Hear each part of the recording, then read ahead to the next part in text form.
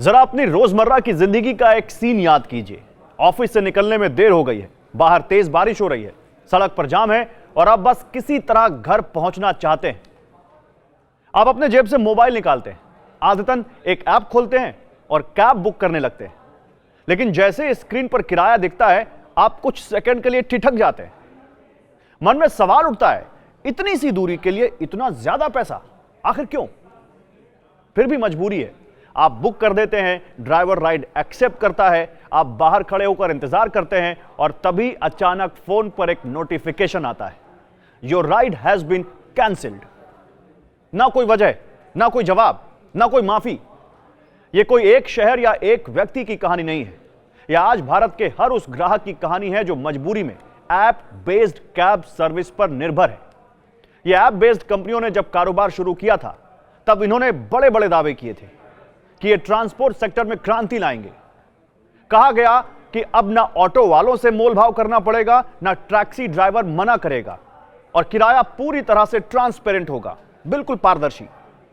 लेकिन जैसे जैसे वक्त बीतने के साथ ये सपना धीरे धीरे एक ऐसी हकीकत में बदल गया जहां ग्राहक यानी हम और आप खुद को ठगा हुआ महसूस करने लगे। आज हालात ये हैं कि जैसे ही पीक आवर्स आते हैं, बारिश शुरू होती है, त्योहार का समय होता है और सड़क पर जरा सा भी जाम लगता है, ये ऐप अपना किराया 2 से 3 गुना तक बढ़ा देते हैं। ग्राहक को यह महसूस होने लगता है कि उसकी मजबूरी को एक एल्गोरिदम ने पहचान लिया है और उसी मजबूरी की कीमत वसूली जा रही है। किराए से भी बड़ी परेशानी है ऐन मौके पर राइड कैंसिल होना। ग्राहक ने समय पर कैब बुक की, समय पर पहुंचने की योजना बनाई, लेकिन ड्राइवर को अगर कहीं और ज्यादा किराया दिख गया तो वो बिना सोचे समझे, बिना आपकी मजबूरी का ख्याल रखे राइड कैंसिल कर देता है।